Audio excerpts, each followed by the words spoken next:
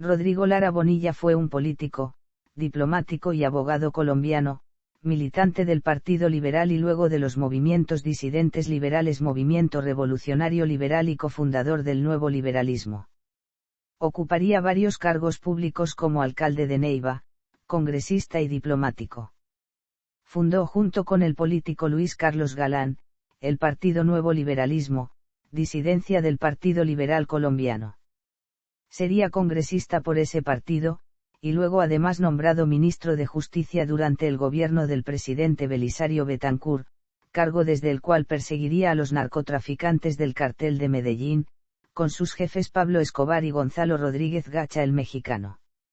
Fue asesinado por sicarios bajo las órdenes de Escobar, el 30 de abril de 1984 cuando se dirigía a su casa en Bogotá.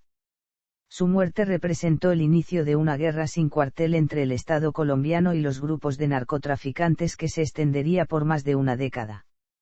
Su vida y asesinato fueron novelados por el escritor Nahum Montt en el libro Lara. Es considerado un referente en la lucha contra el narcotráfico en Colombia. Biografía. Inicios. Nacido en Neiva el 11 de agosto de 1946, Rodrigo estudió Derecho en la Universidad Externado de Colombia. Años después, durante su juventud, se unió al partido Movimiento Revolucionario Liberal, fundado y dirigido por el disidente liberal Alfonso López Michelsen, que hacía abierta oposición al sistema del Frente Nacional, implantado en Colombia desde 1958. En 1969, con 23 años de edad, fue nombrado alcalde de su ciudad natal, Neiva. Ejerció cargos diplomáticos en París, para regresar a su país y tener una ascendente carrera política, siendo elegido concejal, diputado, representante a la Cámara por Huila, de 1978 hasta 1982.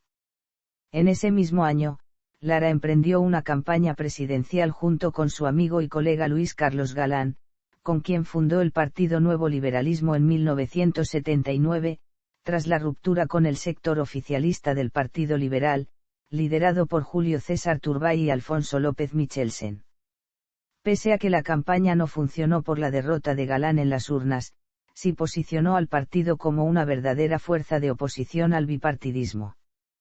Por su parte Lara sí logró ser elegido como senador por Huila, ocupando el cargo del 20 de julio de 1982 al 7 de agosto de 1983. Ministro de Justicia. En agosto de 1983, Lara es nombrado ministro de Justicia por el presidente conservador Belisario Betancur, que había derrotado a Galán un año antes en las elecciones presidenciales. Lara Bonilla ya venía con una lucha contra los carteles de la droga, sobre todo el de Medellín, que era liderado por Pablo Escobar, denunciando públicamente la presencia de dineros de narcotraficantes en el fútbol profesional colombiano y en la política. Igualmente cuestionó la curul de Escobar, quien también había resultado elegido como congresista en las elecciones de 1982, bajo el aval del movimiento Alternativa Liberal, con el apoyo de Alberto Santofimio y Jairo Ortega, y luego de que Lara Bonilla y Galán expulsaran a Escobar de su movimiento en 1982. Estos eventos desencadenaron una trampa con el que Escobar intentó defenderse, vinculando a Lara con el capo Evaristo Porras, del cartel del Amazonas, con un cheque aparentemente girado a su campaña al Senado y utilizando como evidencia un audio alterado. Lara, negando el vínculo, desacreditó a Escobar ventilando sus actividades delictivas junto a Guillermo Cano Izaza, director y dueño del diario El Espectador. El cheque además había sido girado a una ferretería propiedad de la familia de Lara un año después de las elecciones. Como consecuencia, Escobar fue expulsado del Congreso en septiembre de 1983 y su visa a Estados Unidos fue cancelada. El ministro revivió viejos procesos penales contra Escobar y otros que hipous como Carlos Leder, ordenó el decomiso de centenares de avionetas y de propiedades, que eran presuntamente utilizadas para la producción y distribución de sustancias alucinógenas, mientras en el Congreso se discutía la aprobación de la extradición. Igualmente se apoyó en el coronel Jaime Ramírez para dejar al descubierto los complejos laboratorios cocaleros de Tranquilandia y Villacoca, ubicados en las selvas del sur de Colombia, hecho que se hizo público el 28 de marzo de 1984. Asesinato. La noche del 30 de abril de 1984, Rodrigo Lara Bonilla fue asesinado por sicarios contratados. Fue acribillado dentro de su automóvil, un Mercedes-Benz W123 blanco placa FD 5883, en la calle 127, al norte de Bogotá. El asesinato ocurrió a manos de Iván Darío Guisado, integrante de la red de los Priscous, un grupo de criminales al servicio del cartel de Medellín. El asesino viajaba como parrillero en una motocicleta Yamaha DT 175 cm3 roja conducida por Byron de Jesús Velázquez alias Quesito. Después de cometido el homicidio se inició la persecución de los asesinos, lo que produjo que el conductor de la moto perdiera el equilibrio y Guisado muriera automáticamente como consecuencia de la caída. Byron Velázquez fue capturado y pagó una pena de 11 años en prisión. Consecuencias. Luego de la muerte de Lara Bonilla, el gobierno de Betancur aprobó de inmediato la ley de extradición, dando inicio a la guerra contra el narcotráfico en Colombia y la restauración del estado de sitio.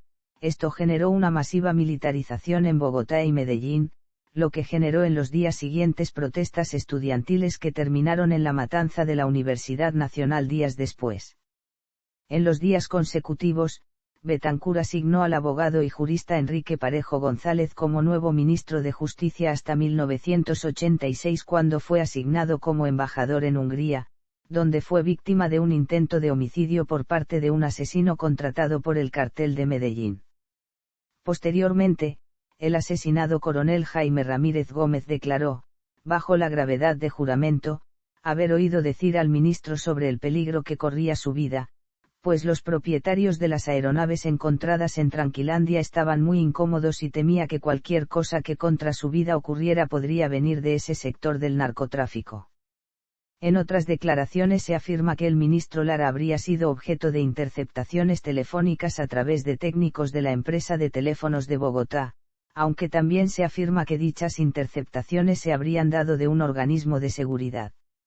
La revelación de estas declaraciones en 2007 por periodistas del Nuevo Herald de Miami provocaron la renuncia del hijo homónimo de Rodrigo Lara como zar anticorrupción del gobierno Uribe.